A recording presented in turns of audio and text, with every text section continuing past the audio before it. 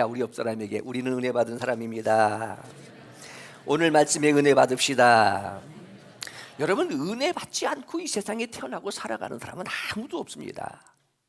1차적으로 부모님의 은혜이고요, 신앙적 측면에서는 하나님의 은혜이고요, 국가적 측면에서는 조국의 은혜이고요, 받을 자격이 없는데 아무 조건 없이 무조건 호의적으로 베푸는 선물을 가리켜 우리는 은혜라 이렇게 말하게 되어지는데, 은혜 받은 사람에게 나타나는 증거 중에 하나가 은사라 이런 표현을 쓰게 되어집니다.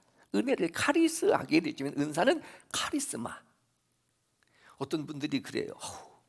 목사님은 카리스마가 있습니다. 이것은 은사가 있다는 말이에요. 제가 은혜를 은혜되게 하는 것이 은사라 이렇게 표현하게 되어지는데, 오늘 우리의 구원을 위한 하나님의 은혜가 있고요, 이 은혜가 은혜되어지고 은혜를 은혜로 아는 것이 우리가 은사인데, 봉사하고 섬기고 예배드리고 찬양하고 하는 그런 것들이 내가 은혜 받은 증거라.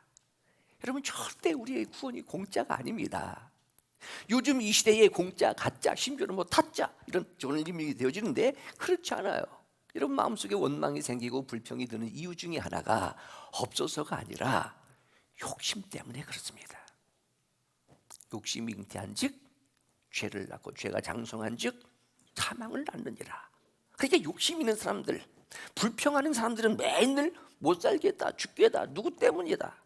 그러니까 이게 이제 베르테리의 슬픔처럼 그런 베르테리의 효과가 있게 되어지는 것이고요.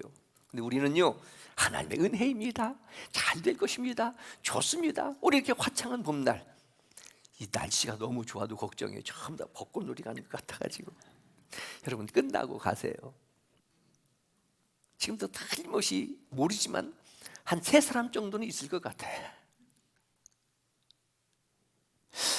계속되어지는 말씀이지만 말씀을 드리는, 또 말씀을 준비하고 말씀을 전하는 목사의 마음속에 조금 요즘은 계속 부담이 되어지는 거예요.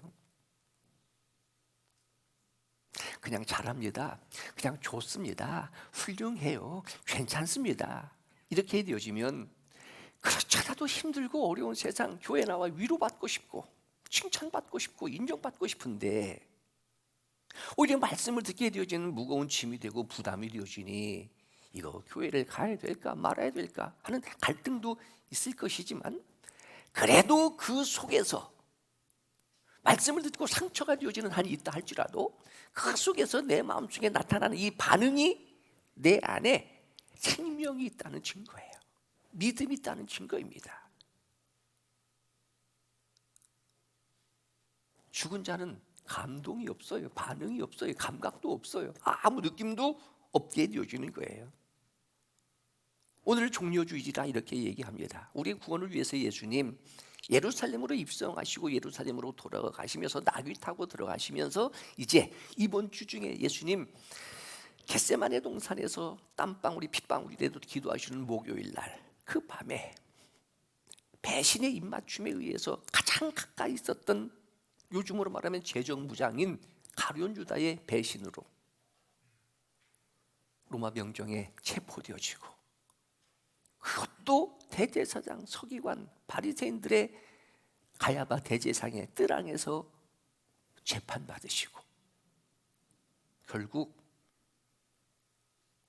처절한 고통, 비아돌로로사, 고난의 길, 십자가의 길, 해골의 골짜기라 일컬어지는 골고다 언덕에서 십자가에 못 박혀 죽으신 역사적 사건을 기념하는 주간이 바로 이번 주간이라. 그래서 고난주간이라 오늘을 가리켜 종려주일이라. 종려나무 가지를 꺾어 흔들면서 예수님의 예루살렘에 입성을 환영했다 하여 종려주일이라. 오늘 봉독한 이 마태복음 21장, 마가복음 11장, 요한복음, 누가복음, 사복음서에 이 사건을 다 기록하고 있습니다. 그만큼 중요하다고 하는 의미예요. 지금 우리 영광교회는 이번이 이제 3주 차이기는 하지만은 보편적인 한국의 모든 교회들은 한 주간, 고난주간의 때에 다 새벽 기도를 합니다. 이것이 나라가 살 길이고요, 이것이 그리스도인의 의무이면서도 더 나아가 권세일 수도 있고요. 그러니까 오늘 말씀을 시작하면서 전제가 뭐예요? 고난주간이니까 우리 3주차 한 주가 남았으니까 우리 뭐 해보자는 것이 1차적인 도전이 될 수도 있을 것이다. 새벽에 나와서 기도 한번 해봅시다 라고 하는 것이 1차적인 도전이 될 수도 있을 것인데, 하는 사람도 있고 못하는 사람도 있고, 못하는 사람의 형편을 이해한다고 하는 것 때문에 안 해도 괜찮습니다 라고 말할 수 있느냐 하는 거예요. 못하는 사람은 못하는 사람이지만 하는 사람들은 또 격려하기 위해서 또 다시 한번 우리 힘을 내봅시다 하면서 오늘 말씀이 시작이 되어질 것인데, 지난주에 말씀드렸던 것처럼 입만 무성해서 무슨 의미가 있겠느냐 하는 거예요. 무늬만 교인이에요. 처음에 시작할 때는 조금 마음속에 막 갈등도 있었고, 막 어떻게 보게 되어지면 막 통곡하고 싶은 그런 생각도 있었는데, 그래도 기도하면서 한 주간 두 주간 지나고 셋째 주간을 이제 앞에 두고 있다 보니까 마음이 평안해졌어요. 뭐 특별하지는 않지만 그래도 개근이 183명, 꼭 180명 개근이 돼야 뭐 성령 충만하고 절기를 지켜야만 은혜가 되고 그렇지 않다 할지라도 예수님이 그렇게 하셨다면 누구든지 나를 따라오려거든 자기를 부인하고 제 십자가 지고 나를 따를 것이니라. 그리스도인 하게 되어지면 그리스도를 따르고 그리스도를 배우고 그리스도를 전하고, 그래서 주님이 그렇게 하셨다면 우리도 그렇게 하는 것이 그리스도인이지 않겠느냐 하는 거예요. 그래서 갈라디아서 2장 20절, 내가 그리스도와 함께 십자가에 못 박혔나니 그런지기에는 내가 사는 것이 아니에요, 오직 내 안에 그리스도께서 사신 것이라. 근데 내가 지금 이렇게 살아있는 건 뭐예요? 나를 사랑하사 나를 위하여 자기의 자신을 버리신 하나님의 아들을, 바로 그 예수 그리스도를 믿는 믿음으로 사는 것이라. 그러니까 의인은 오직 믿음으로 말미암아 살리라. 우리는 믿음으로 구원받습니다. 이 자체가 은혜예요, 은혜. 그러니까 우리는 은혜 받은 사람입니다. 그래서 믿음으로 구원받았다라고 하는 것은 문자적 측면에서는 죄 용서의 의미도 있어요. 이제는 죄 사함 받은 겁니다. 이제는 의롭다함을 받은 겁니다. 거듭났습니다. 하나님의 자녀가 되었습니다. 신분의 변화, 이전 것은 지나갔으니 보라 새 것이 되었도다. 그런데 광의적 측면에서는 믿음이라고 하는 것은 신비한 하나님의 세계, 영적인 세계, 미래의 세계가 보장되어진 것이 바로 믿음이라. 즉 영생의 세계이고요, 하나님 나라에 대한 보증이고요. 내가 살아가는 것 같지만 믿음의 사람은 푸른 초장 잔잔한 물가로 하나님 인도하시는데, 비록 사망의 음침한 골짜기를 다닐지라도 해받을 것을 두려워하지 않은 것은 주의 지팡이와 막대기로 나를 안위하시나이다. 지나고 보니까 아하, 내가 여호와의 집에 영원히 살게 되지는 바로 그러한 가치관. 하나님이 어디 계셔 하는 것 같은데, 나는 고독하고 외로울 것 같은데, 지나고 보니까 하나님이 나와 함께 하신다. 약속, 세상 끝날까지 내가 너와 함께 하리라. 바로 그분이 나의 구주가 되시고 나의 메시아가 되시고, 바로 그분이 십자가에서 나를 위하여 대속의 사건을 치르시려고, 즉 속량하시려고 죄 없으신 그분이 십자가에서 죄값으로 죽음을 당하신 그 때를 기념하는 그런 기간을 가리켜 우리는 사순절이라, 지금 한 주간 고난주간이라, 태어난 날을 기념하기도 하고요, 이런 젊은이 아들은 뭐 만난 100일 기념을 하기도 하고요, 결혼 기념도 있게 되어지고요, 가정으로는 돌아가신 부모님을 추모하는 날을 기념하기도 하게 되어지고요. 세상의 혈연적 관계, 인간적 만남 속에서도 그런 기념적인 사건으로 우리가 인생을 사는 것이라면, 하물며 하나님의 아들 나를 위하여 십자가에 죽으신 예수 그리스도, 아무런 설명이 필요 없어요. 오직 십자가, 그분을 기념하는 이 절기에 오늘 말씀의 제목입니다. 주께서 쓰시겠다 하라 하시는 말씀대로 주님이 사용하셨던, 쓰셨던 그때 당시의 인물들, 이름도 없어요. 뭐 나귀 새끼 정도 할 수 있겠지만은 여러분 절대로 가치 없는 것이 아닙니다. 요즘으로 말하면 승용 찬대값이 되어지는 재산이지 않겠느냐 하는 거예요. 오늘 이 속에서 주님이 나귀 타고 예루살렘에 입성하시는, 그리고 나귀를 주님의 예루살렘 입성에 태워 이렇게 모셔 들어갔던 그 사건들을 한번 생각해 보자 하는 겁니다. 억울하면 죽어요. 그러나 예수님이 죽으심은 억울한 죽음이 아니고 슬픈 죽음이 아니고 실패한 죽음이 아니라 나를 위해서 십자가에 대신 죽으신 영광스러운 죽음입니다. 이 세상에 누가 나를 위하여 생명을 걸 수 있겠느냐? 가정을 위해서 남편, 아내, 자식 혹은 부모를 위해서 마음뿐이에요. 마음뿐. 어느 장소인지는 모르지만 장례를 치르게 되어지니까 한 가족이 장례를 치르는 거기에 나도 묻어달라고 막 들어가는 거예요. 장례가 진행이 안 되니까 같이 묻어. 그냥 흙을 부니까 그때 네가 털고 나오는 거예요.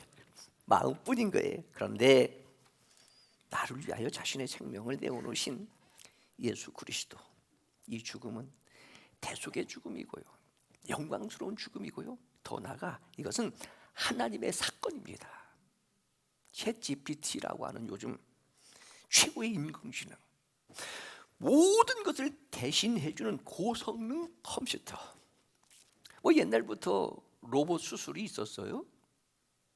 사람이 재판을 한 것보다도 로봇가 재판하는 것이 더욱더 투명하고 공평하답니다.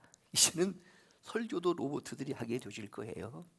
여러분 아시는 것처럼 무인기에 의해서 지금 전쟁도 치러져가고 있습니다.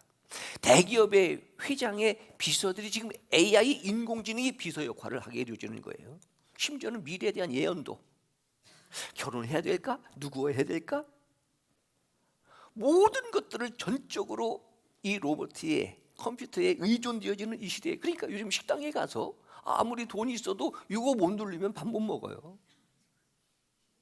요즘 이런 시대를 살고 있습니다. 그러나 그 어떤 최고의 성능 모든 정보들을 가지고 있는 챗GPT라 할지라도 우리를 대신해서 십자가에 죽을 수 없을 뿐만 아니라 죽어도 아무 소용이 없습니다. 요즘 인공지능의 발달로 인하여 제4차 산업의 혁명적 AI 시대를 할수록 더욱더 믿음이 필요하다, 더욱더 복음이 필요하다. 우리 다시 본질로라고 하는 것이 그런 의미입니다. 우리 코로나19를 경험해 보면서 결국은 사람이다. 예수님 우리의 대속을 위해서 십자가를 지시려고 예루살렘에 입성하십니다. 예루살렘이라고 하는 살렘, 평화라고 하는 말입니다. 평화의 도시라는 뜻이에요. 성경의 역사적으로는 아브라함이 모리아산에서 독자 이삭을 바쳤던 바로 그곳, 지금으로는 정치적 수도가 되어지고요, 그러다 보니까 기독교, 유대교, 모슬렘 교회, 어떻게 보면 각자의 성지가 되어지면서 역사상 가장 많은 분쟁의 지역이 바로 그곳이었는데, 오늘 말씀해 보니까 그곳으로 예수님께서 무엇하고요? 닭이 타고 예루살렘에 들어가시는 내용이 오늘의 말씀입니다. 이제 거의 벳바게라고 하는 예루살렘 성 가까이 왔을 때에 예수님께서 두 제자들에게 어떻게 보면 절대적인 명령인데, 거절할 수 없는 명령인데, 가서 나귀 새끼를 끌고 오너라. 왜 끌고 가느냐라고 묻는다면 누가 쓰시겠다 하라? 주가 쓰시겠다 하라. 그러면 즉시 보내리라. 다른 복음서에서는 허락하는지라 이렇게 되어지고 있어요. 마태, 마가, 누가, 요한복음에 동시에 기록되어진 그만큼 중요하다는 겁니다. 물론 예수님은요, 말씀하시는 것도 복음이에요. 그분의 행동으로 어떤 기적을 일으키시는 것도 복음이에요. 그분이 움직이시는 자체, 이게 시청각적 복음이 되어지고요, 아니 그분은 일단 계시는 존재 자체가 복음이 되어지는 분이에요. 근데 그분이 지금 시청각적으로 어떻게 보면 말씀만이 아닌 그분의 행동을 통해서 지금 예루살렘에 입성하시는 것이 무슨 복음적인 의미를 갖고 있을까 하는 것들을 생각하게 되어지는 것인데, 먼저 여러분, 신학은 학문이 아닙니다. 신학은 생명입니다. 믿음은 종교가 아닙니다.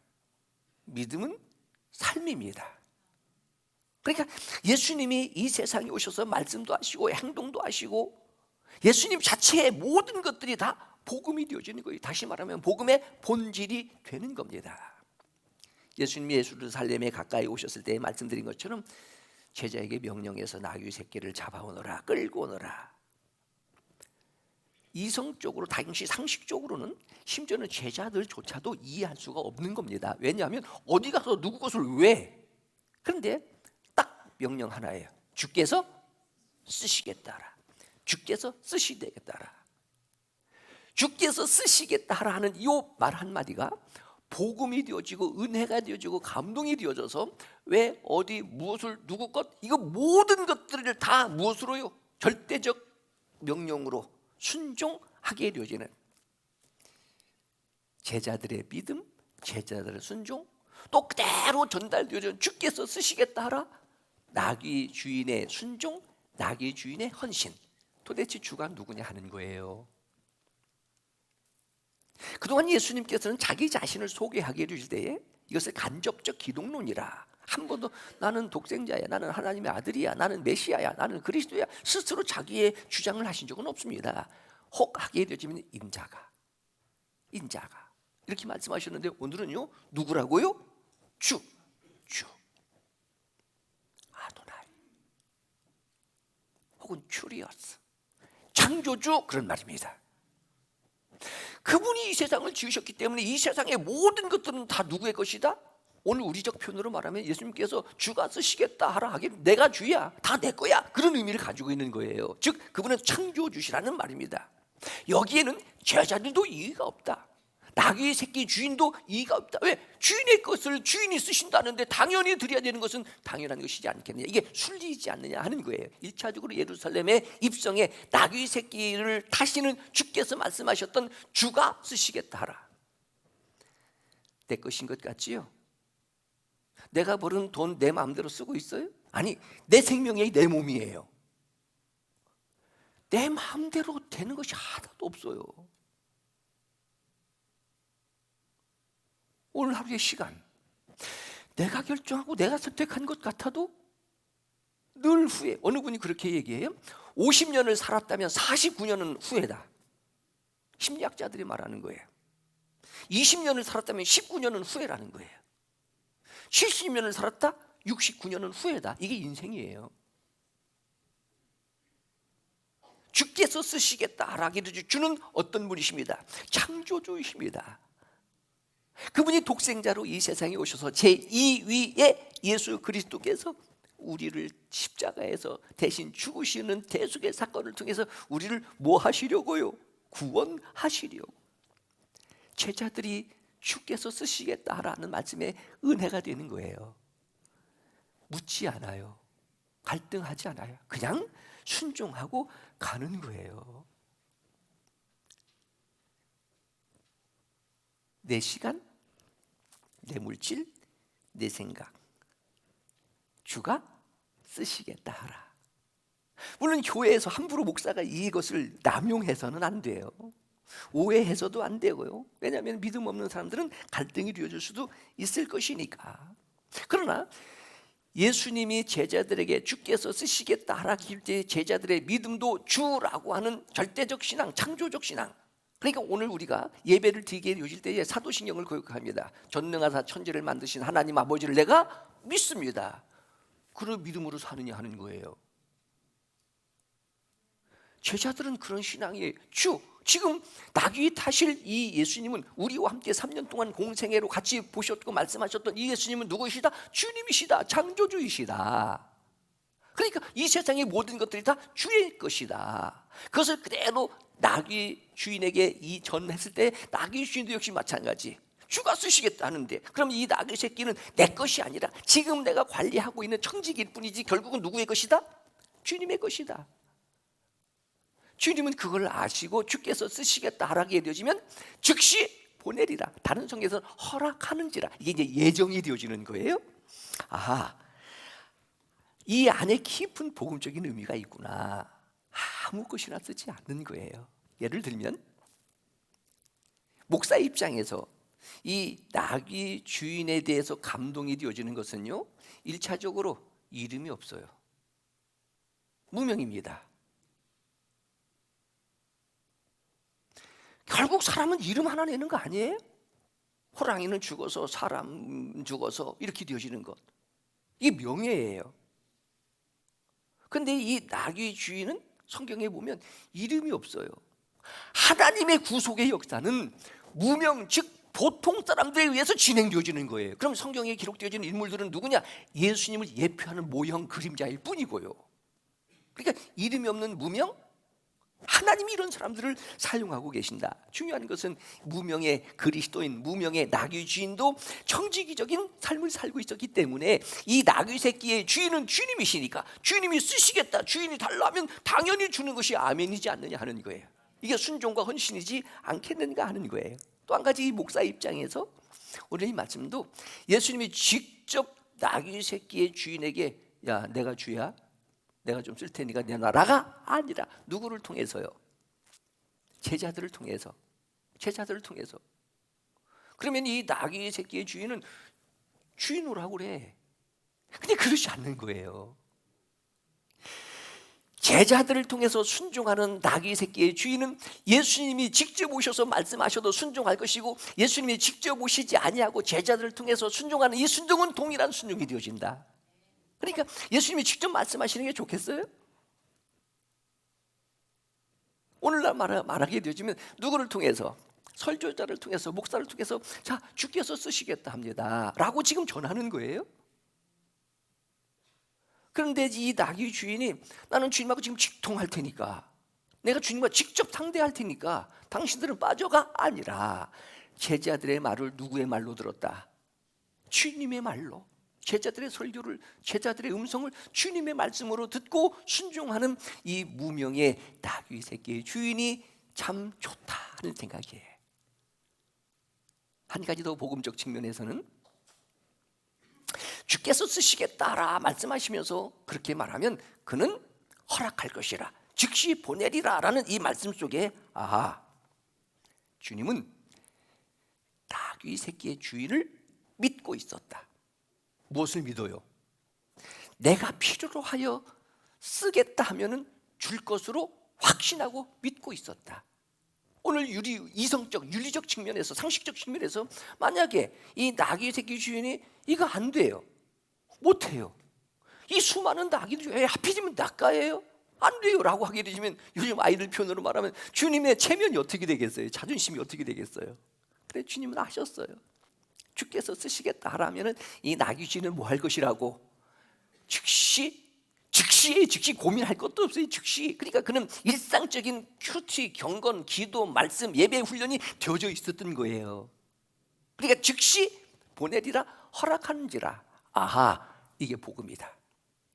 내가 하나님을 믿습니다 하는 것보다 하나님이 나를 더 믿어주시는 거예요. 지금 비록 나귀의 주인은 당시에 믿음으로 살았지만 그래도 예수님은 이 나귀 주인을 더 믿어준 거예요. 내가 쓰겠다고 하면, 내가 부르면 그는 순종할 것이다, 허락할 것이다 믿어주는 거예요. 내가 하나님을 사랑한다지만 하나님이 나를 더 사랑하시는 거예요. 이게 복음이에요. 그러니까 이 나귀 새끼 주인은 이 한 마리가 값이 얼마인데 억울한 것이 아니라, 하나님, 수많은 사람들 중에 나를, 내 나귀 새끼를 사용해 주시니까 하나님 감사합니다, 감사합니다, 황송합니다. 그러니까 나귀 주인에 대한 예수님의 믿음, 주께서 쓰시겠다라면 반드시 허락할 것이라고 하는 예수님의 긍지 혹은 자신감, 확신. 그러니까 예수님이 먼저 믿어주시는 거예요. 내가 믿기 이전에 예수님이 먼저 믿어주신다. 우리 그렇지 않아요? 만약에 우리 행위적 측면에서 보게 되어지면 이렇게 뻔뻔하게 앉아서 예배 드릴 수 있는 사람이 어디가 있을까? 교회적으로 말하면 그냥 멀리 생각하면 아쉬고 섭섭하다가도 1년 만에 한 번 만나고 한 달에 한 번만 만나도 그냥 고맙고 사랑스럽고 좋은 거예요. 언젠가는 주님이 나를 어떻게 생각하실까? 주님이 나를 믿어주실까? 자, 옆 사람에게 주님이 당신을 믿습니다. 주님은 당신을 사랑합니다. 주님이 먼저 나귀 주인의 믿음을 믿으시고 사랑을 믿으시고 헌신을 믿어주시는 거예요. 이것이 부럽다. 이것이 부럽다. 믿을 수 있는 사람. 여러분, 교회에서도 그렇지 않겠습니까? 뭔가를 부탁하게 해주실 때에 내가 말하면은 들을 것이고 순종할 것이고 믿을 것이라는 확신이 있으니까 얘기하는 거예요. 내가 얘기하는데도 교회로 말하면 목사가 얘기 안 해도 안 듣는다라고 생각하면 말하겠어요? 이제 사순절 특세가 끝나게 되어지면 이제 찬양대로 예를 들면 자 우리 이제 사순절 특세 끝나고 우리 찬양대 가서 또 찬양으로 함께 교회 봉사하고 섬깁시다라고 말하고 싶은 몇 사람이 있는데 안 할 것 같으면 얘기 안 해요. 제가 얘기하면 할 것 같은 믿음이 있으니까 그 얘기하는 것이거든요. 그래서 제가 어제 하루 만에 계란 6,000개를 확보했어요. 6,000개. 속으로 돌아와서 아이 10,000개라고 할 걸. 근데 10,000개 있으면 이거 처리하기가 힘들거든요. 6,000개. 부활절 때 내가 사용해야 되겠다 하는 생각을 가지고 예수님 부탁했는데 나귀주인이 거절하면 제자들 앞에서 무슨 채신이에요? 얼마나 자존심 상하겠어요? 미리 주님은 그것을 아셨다. 그런 그 나귀를 타고 가시는 예수님, 주는 자도 복이고 헌신하는 자도 복이고 받는 자도 복이고 예수님도 기쁘고, 어떻게 보면요 소위 말해 이 스트레스라고 하는 것, 스트레스 꼭 나쁜 일 때문에 안 되고 힘든 것 때문에 스트레스가 있는 것만은 아닙니다. 좋은 일 때문에도 스트레스가 있어요. 좋은 일 때문에도. 근데 예를 들면 주일이 얼마나 좋아요. 저는 주일 되면 토요일 날 되면 엄청난 스트레스를 받습니다. 왜? 주일 준비하는 것 때문에, 설교 준비하는 것 때문에. 이제 이 부활주일이에요. 다음 주가 촛불 예배를 드려야 되겠다라고 생각됐는데 이 촛불을 만들고 밤에 이렇게 하는 것이 위험하기도 하고 이게 스트레스예요. 부활주일 저녁 7시에 반석감리교회에서 이 지역의 연합 부활절 축하 예배를 드린다는 거예요. 처음에는 2시에 드린다. 우리는 2시에 못한다. 그럼 새벽에 하자. 우리는 새벽이 안 된다. 그럼 언제 가능하냐? 7시다 하면 자기들끼리 할 줄 알았는데, 그러니까 나 때문에 시간을 내주니까 와서 설교하라. 이거 엄청난 스트레스예요 이게. 여러분 옛날에 소풍 간다고 하면 어땠어요? 내일 소풍 가요. 혹시 어디 여행이라도 간다 하게 되면 그날 밤 잠 못 잡니다. 스트레스 받아서 잠 못 자는 거네. 그런데 좋은 일에 의한 스트레스는 두려움이 없어요. 걱정이 없어요. 기다리는 거예요. 설레이는 거예요. 이것도 또 다른 측면에서의 스트레스라는 거예요. 예수님 십자가의 처절한 처형, 죽음에 대한 엄청난 스트레스와 부담. 그런데 기도하고 나니까 그 두려움이 뭐가 되어지는 거예요? 기쁘고 즐겁고 신나고 행복한 예루살렘으로서의 입성이 되어지는데, 하나님의 뜻이니까. 스가랴 9장 9절이에요. 선지자를 통하여 하신 말씀대로 지금 나귀 타고 예루살렘에 입성하시는 그것이 형통하게 되어지고 준비가 되어지고, 그러니까 내려지는 두 번째 결론은 뭐가 되어져요? 우리 성경대로 살자. 성경대로 살다 보면 때에 따라 부담과 스트레스는 되어지지만 그것이 형통이고 행복이고 은혜고 기쁨이고 감사고, 어차피 하나님의 섭리와 주권 속에서 우리가 살아가고 있지 않느냐 하는 거예요. 오늘 마지막의 결론, 예수님 예루살렘에 입성하시게 될 때에 수많은 무리들이 종려나무 가지를 꺾어 그것을 흔들었다 하여 종려주일이라 이렇게 말하는 겁니다. 그런데 지금은 이 환율 차이, 시대적인 차이 때문에 모르겠지만은, 제가 30년 전에 지금 이스라엘을 제가 4번 5번 갔다 왔던 경험이 있는데, 거기서 이 종려나무 한 나무에서의 종려 열매의 수확 금액이 300만 원이라는 얘기를 들었어요. 300만 원. 그건 지금도 작게는 300만 원, 많게는 500만 원 정도의 가격이 되어지는 이 종려나무의 가지를 꺾었다라고 하는 것은 그 수확을 포기하는 거예요. 그러니까 많은 군중들이 종려나무 가지를 꺾어서 호산나 다윗의 자손이여 라고 했던 것이 봉사요 헌신이요 섬김이요 사랑이라. 고대 시대에 종려나무 가지를 꺾어 흔드는 것은 왕의 행진 때만 하는 겁니다. 왕에게 행하는 그들의 행사예요. 그러니까 예수님이 종려나무 가지를 꺾어 흔드는 그 예수님의 행렬은 뭐예요? 만왕의 왕으로, 이것이 뭐예요? 호산나 다윗의 자손이요, 우리를 구원하소서 다윗의 자손이요, 주의 이름으로 오시는 이요, 약속된 메시아이시다. 이번 한 주간에 예수님 환영하고 예수님 영접하고 마치 종려나무 가지를 꺾고 흔드는 것처럼 이렇게 되어지자 이 세상은요, 권력을 잡고 있었던 이 세상은 예루살렘이 그때 당시에 수도였었으니까, 왕이 살았으니까, 권세자들이 있었으니까, 종교적인 기득권자인 바리새인과 서기관과 제사장들이 있었으니까 온 성이 소동하는 거예요. 도대체 무슨 일이야? 이게 누구냐? 이런 일이라도 좀 있었으면 좋겠다. 개인적으로 우리 교회 안에도 도대체 예수가 누구야? 이런 일이라도 좀 있으면 좋겠다. 그게 누구냐? 나사렛이라고 하는 곳에서 온 선지자 예수랍니다 하는 것이 오늘 말씀의 결론입니다. 평화의 왕, 겸손의 왕, 말을 타고 세상을 점령하고 전쟁에서 승리하는 장군의 그런 입성이 아니라 나귀 타시는 겸손의 왕, 평화의 왕. 그리고 오늘 봉독한 말씀 바로 전장 20장에 보게 되어지면 17절로 18절에 예수님이 예루살렘에 입성하시는 목적을 정확하게 기록하고 있습니다. 20장 17절, 예수께서 예루살렘으로 올라가려 하실 때에 12 제자를 따로 내리시고 길에서 이르시되 보라, 우리가 예루살렘으로 올라가노니 인자가 대제사장들과 서기관들에게 넘겨주어 그들에게 무엇 죽임을? 십자가의 죽음. 대부분의 많은 사람들은요, 살기 위해서 태어나지만 예수님은 이미 죽기 위해서 태어나신 분이에요. 그러나 복음의 역사를 죽으면 삽니다. 다시 마지막 결론. 하나님은 영이시니 예배하는 자가 신령과 진정으로 예배할지니라. 하나님은 자기를 이렇게 예배하는 자들을 찾으시는지라. 일상적일 때 평상시에는요, 예배하는 자들을 찾으십니다.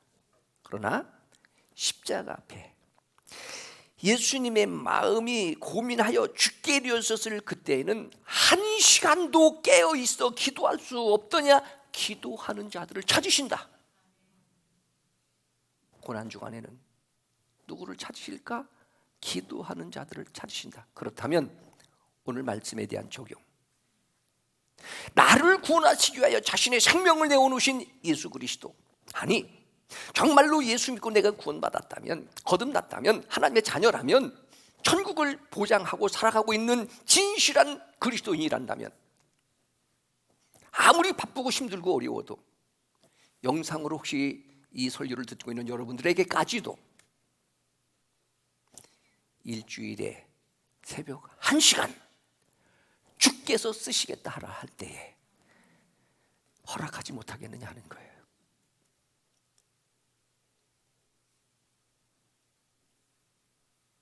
예수님이 돌아가셔요.